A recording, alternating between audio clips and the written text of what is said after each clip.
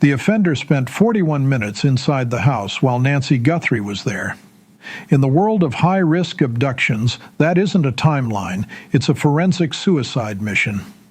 In Tucson, Arizona, the search for Nancy Guthrie has entered its 31st day, and the scale of the investigation has just shifted from a local neighborhood to a data set of hundreds of thousands. Investigators are now tracking every vehicle that moved through a specific radius on the night she vanished. But the most disturbing revelation isn't the size of the search. It's the mistake the abductor made before he even reached the front door. A mistake that suggests this wasn't just a kidnapping, it was a fixation. 31 days have passed since Nancy Guthrie was taken from her home in Pima County. For those outside the inner circle of the investigation, the silence has been heavy. But behind the closed doors of the Pima County Sheriff's Office, the strategy has shifted from a physical search to a massive digital reconstruction. Sheriff Chris Nanos has confirmed that the case is moving toward a resolution, though he remains guarded on the specifics. What is known is the sheer volume of the evidence currently under review. Federal agents and local investigators are not merely looking for a suspect, they are filtering a haystack of hundreds of thousands of vehicles. The focus remains on a specific window of time and a specific geographic loop. A video captured 2.5 miles from the Guthrie residence shows a vehicle moving with a purpose that aligns perfectly with the disappearance. It was a route designed to avoid major intersections, a route that suggests local knowledge.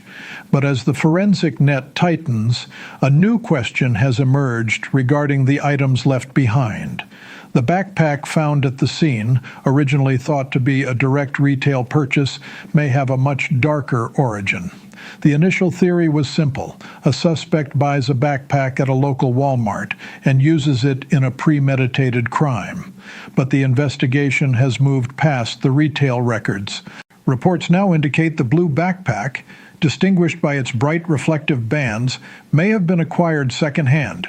This shift is significant. It suggests the suspect may not have a digital footprint or a paper trail linked to the equipment used in the abduction. If the item was bought at a flea market or through a private sale, the link to the offender becomes nearly invisible. Why would an offender choose equipment that is so easily identifiable, yet so difficult to trace? Investigators are currently dissecting thousands of hours of traffic and surveillance footage. This isn't just ring camera video from a quiet suburb. It is a massive sweep of the city's arterial roads.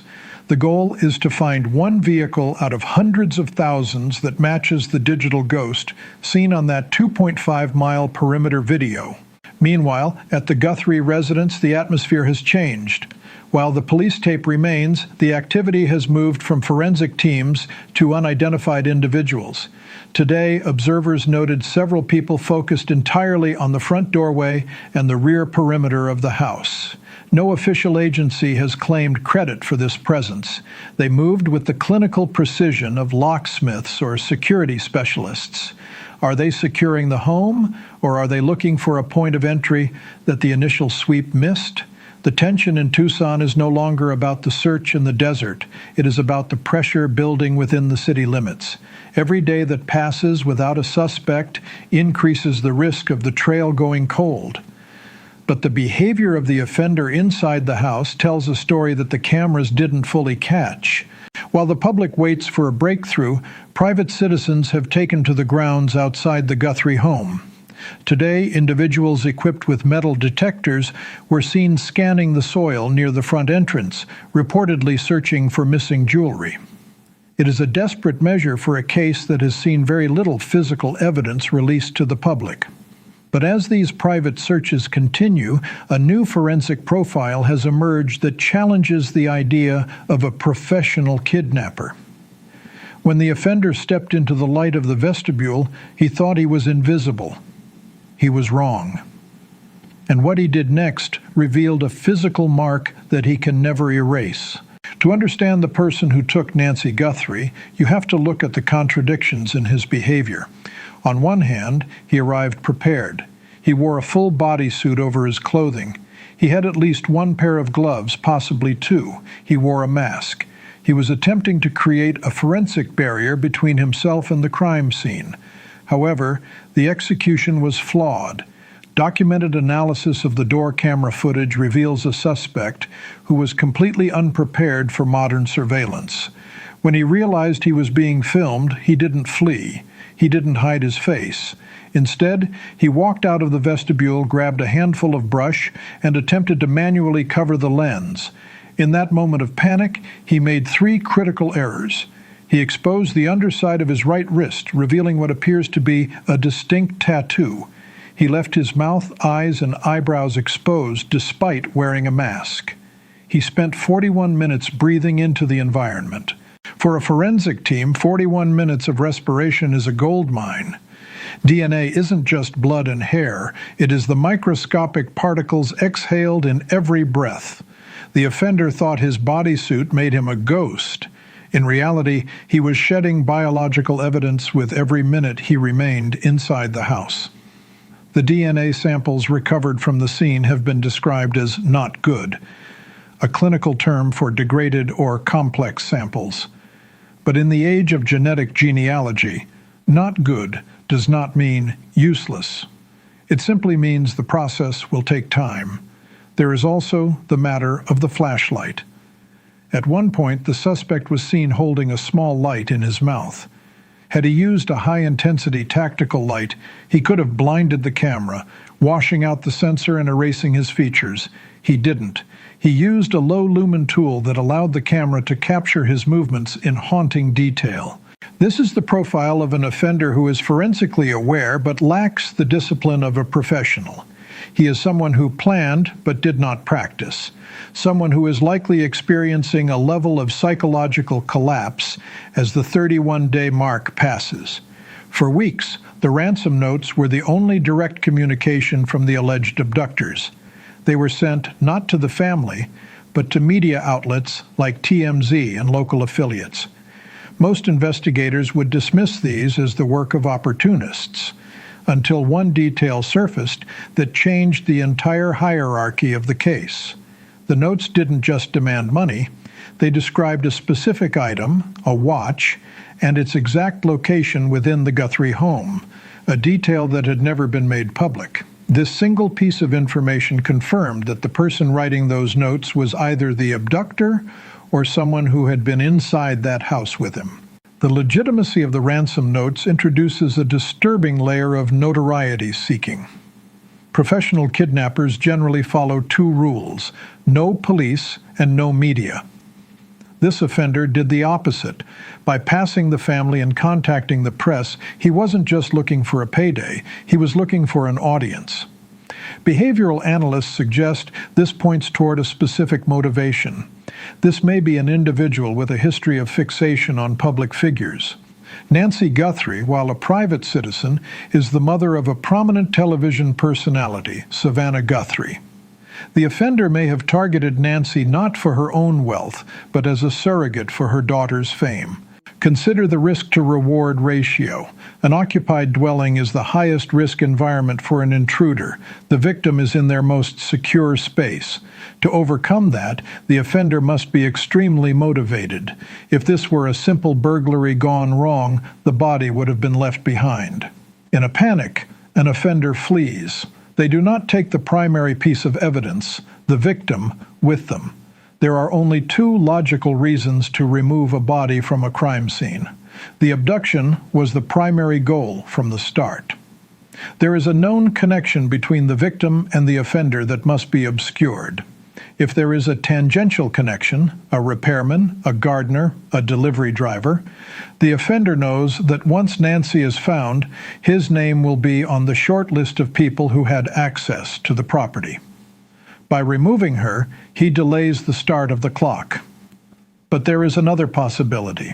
The suspect's pre-offense behavior likely betrayed him. In the days leading up to the 31st of January, someone in Tucson was experiencing immense stress. Someone was talking about their problems being solved or things finally going their way. After the release of the vestibule images 10 days into the search, that individual's behavior would have shifted again. Obsessive cleaning of a vehicle, a sudden departure from town, an emergency repair, or a change in the car's appearance. The people who live and work with this man have already seen the signs. They just haven't realized what they are looking at yet. The Pima County Sheriff's Office is currently in a race against the forensic clock. While the DNA samples are challenging, the use of genetic genealogy means they are looking for a family tree, not just a single match. This process is slow, but it is inexorable. The legal stakes are absolute. A kidnapping of this nature, involving an occupied dwelling and potential interstate elements given the FBI's involvement, carries the highest possible sentencing guidelines. The hundreds of thousands of vehicles mentioned by the sheriff represents a massive logistical bottleneck, but it also indicates that investigators have a start point, a specific car that matches the movement patterns of the night in question. If the suspect is indeed a stalker or an individual with a celebrity fixation, the ransom may have been a secondary goal. The primary goal was the interaction. The emotional reaction of the family, played out on a national stage, provides the notoriety this profile craves. We are currently in a period of investigative silence. This often precedes a significant move. The sheriff has stated he believes the case will be solved, but he is pleading for patience. In the world of high-stakes forensics, patience is the only way to ensure the evidence survives the courtroom. As we cross the 31-day threshold, the investigation is no longer about the immediate aftermath. It is about the long-term forensic grind. The next major milestone will be the results of the advanced DNA sequencing. If a profile can be built from those 41 minutes inside the house, the hundreds of thousands of cars will no longer matter. The search will narrow from a city to a single name. There is also the question of the unidentified visitors at the Guthrie home. If security upgrades are being installed, it suggests the family is preparing for a reality where the house is no longer a private sanctuary, but a focal point for a trial. In the coming days, watch for updates regarding the second-hand backpack. If investigators can trace the sale of that specific item, whether through an online marketplace or a local vendor, the gap between the crime and the criminal will close. The weather in Arizona is turning, the heat is rising, and the physical environment is changing, but the digital and biological evidence remains frozen in time. The sheriff says they are getting closer. The profilers say the suspect is already hiding in plain sight. Someone knows who he is. Someone has noticed the change in his eyes since the images were released. The question is whether they will speak before the DNA does. The investigation continues. We are watching the 20th. We are watching the filings. And we are watching for the one vehicle that doesn't belong.